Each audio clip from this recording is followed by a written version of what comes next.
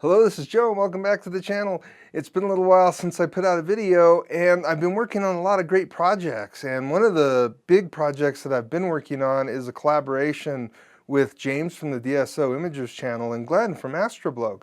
And we've been actually working on the Squid Nebula.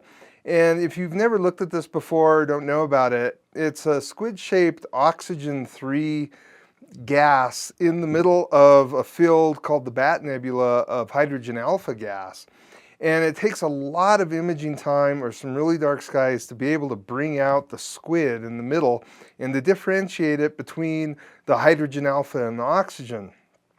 So I guess James had been working on this for quite some time, and he had finally reached out to see if Glenn or I wanted to help out a little bit and get some more data.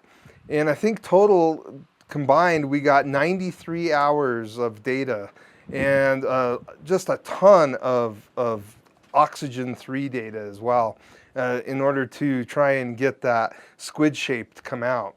So tonight's about the last night that I'm going to put into this project, but what I am using is I'm using the William Optics Z81. It's just a doublet, but it's a fantastic doublet, and I'm going to be guiding with the William Optics guide scope as well. I'm going to be using the 2600mm Pro with the Antlia filters, or 36mm filters, and the ZWO EAF and 120 Mini as a guide scope. So if you've been following my channel, you know that I did get an ASI 462 color planetary imaging camera, which I'm finding quite difficult actually to get working here. And I also got the Celestron 2X Barlow, and again, it's kind of hard to get it all working correctly.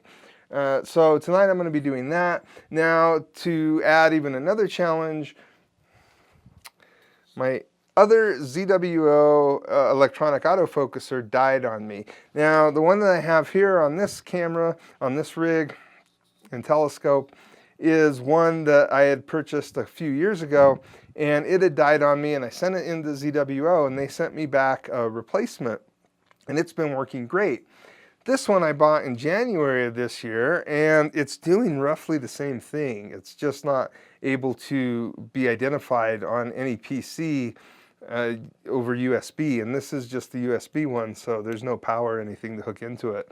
So I'm getting ready to send this one back to ZWO, and unfortunately, because of that, I am going to have to manually focus everything in. And I've been using the finder scope, but I got another piece here, new piece of gear. I also got this little thing, and really all it is a little guide scope mount for SCTs. And this was really cheap. I think it was like $13, and I grabbed it off of a Gina Astro.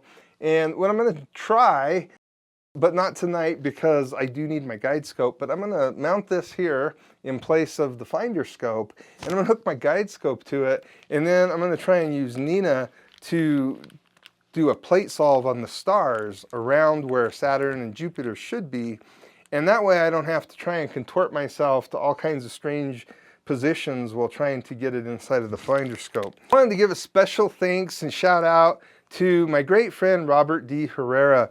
I've actually known Robert for about 24 years, 25 years, and he is just a recent viewer of my channel. And when he saw the observatory logo, he does a lot of work with engraving, and he's got these engraving machines and things, but he did these great slate coasters, and he's got the Bear Claw Observatory logo on it, just like the sign on the front door, and it's got these little feet in the back, and really it's just a nice coaster.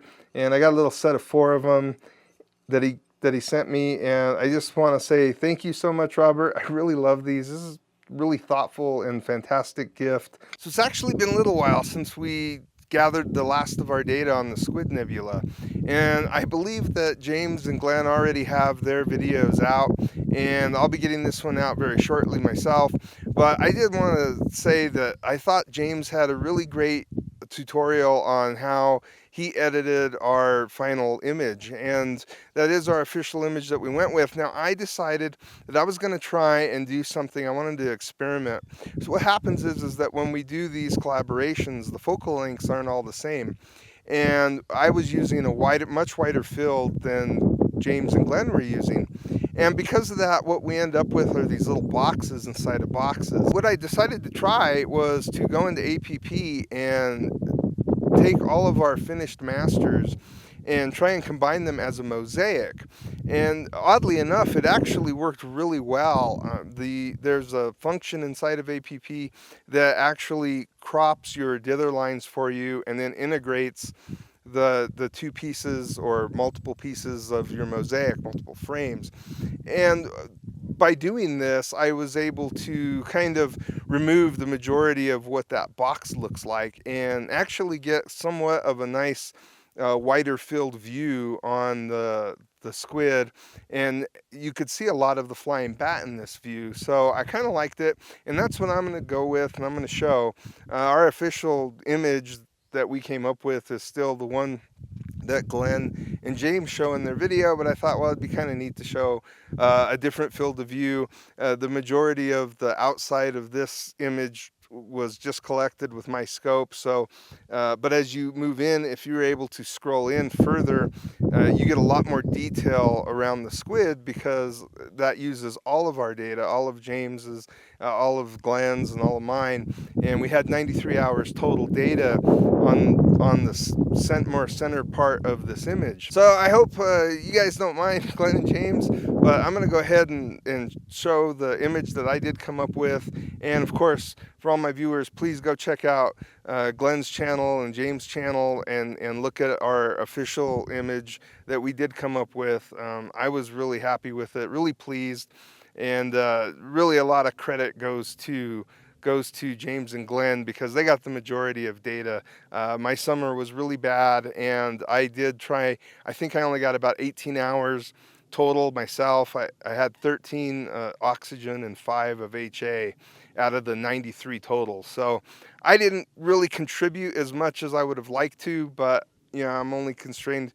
My constraint was really the weather, and there wasn't much I could do about it. But it was a lot of fun to work with you guys, and I had a blast doing this collaboration. I also wanted to mention my buddy George. He's this little lizard who hangs out. He kind of lives on and around my pier. And at first I was going to try and get rid of him, you know, as all the other pests that I have in my observatory. But then I realized that he's really helping me get rid of a lot of the insects and spiders that I got little tiny spiders that leave all these little webs all over, and I'm constantly cleaning them up off of my scope and my camera. And since George has come around, I really haven't had any issues. And so, yeah, I've kept him around, and he's lovable and squishy, and I call him George. I hope you like this final image as much as we do, and I appreciate you guys sticking around, and we'll see you in the next video.